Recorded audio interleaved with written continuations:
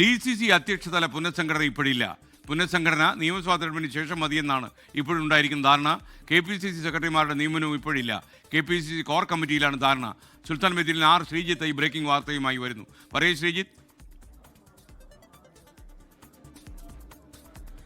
SKN തദ്ദേശ തെരഞ്ഞെടുപ്പിന് മുമ്പ് KPCCയിലെ ജനറൽ സെക്രട്ടറി തലത്തിലുള്ള അഴിച്ചുപണി, വൈസ് പ്രസിഡന്റ് തലത്തിലുള്ള അഴിച്ചുപണി നടന്നിരുന്നു. പുതിയ പട്ടിക പ്രഖ്യാപിച്ച് പുതിയ ഭാരവാഹികളുടെ നേതൃത്വത്തിലാണ് തദ്ദേശ തെരഞ്ഞെടുപ്പിനെ നേരിട്ടത്. ബാക്കി KPCC സെക്രട്ടറിമാരുടെയും DCC അധ്യക്ഷന്മാരുടെയും പുനഃസംഘടന തദ്ദേശ തെരഞ്ഞെടുപ്പിന് ശേഷം നടത്താമെന്നായിരുന്നു നേതൃത്വത്തിലെ ധാരണ. എന്നാൽ ഇപ്പോൾ തൽക്കാലം പുനഃസംഘടന നിയമസഭാ തെരഞ്ഞെടുപ്പിന് മുമ്പ് വേണ്ട എന്നാണ് ധാരണ. ഇന്നലെ രാത്രി ചേർന്ന KPCC കോർ കമ്മിറ്റിയിലും രാഷ്ട്രീയകാര്യ സമിതിയും അവസാനിച്ചത് ഇത്തരമൊരു ധാരണയോടുകൂടിയാണ്, തീരുമാനത്തോടു കൂടിയാണ്.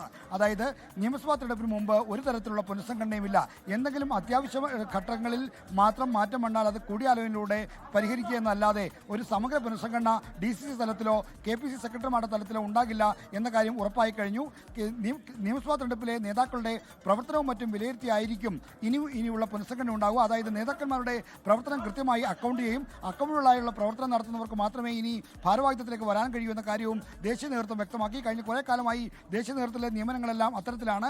അതുകൊണ്ട് തന്നെ ഇവിടെയും മികച്ച പ്രവർത്തനം കാഴ്ചവെക്കുന്നവരെയായിരിക്കും നിയമസഭാ തെരഞ്ഞെടുപ്പിന് ശേഷം DCC തലത്തിലും ഒപ്പം തന്നെ KPCC സെക്രട്ടറി തലത്തിലും പരിഗണിക്കുക. പുനഃസംഘടന നിയമസഭാ തെരഞ്ഞെടുപ്പിന് മുമ്പില്ല എന്ന കാര്യം വ്യക്തമാക്കുകയാണ് നേതൃത്വം. അതുകൊണ്ട് പുനഃസംഘടന തൽക്കാലമില്ല. ഇനി എല്ലാ പുനഃസംഘടനയും നിയമസഭാ തെരഞ്ഞെടുപ്പ് കഴിഞ്ഞ ശേഷം മാത്രമേ ഉണ്ടാകുകയുള്ളൂ. ലോകത്തെവിടെയായാലും ഏത് സമയത്തും 24 വാർത്തകളും ഓഗ്മെന്റഡ് റിയാലിറ്റി പാക്കേജുകളും എക്സ്പ്ലെയിനറുകളും വിശദമായി കാണാൻ ഞങ്ങളുടെ YouTube ചാനൽ നിങ്ങൾക്ക് സബ്സ്ക്രൈബ് ചെയ്യാം.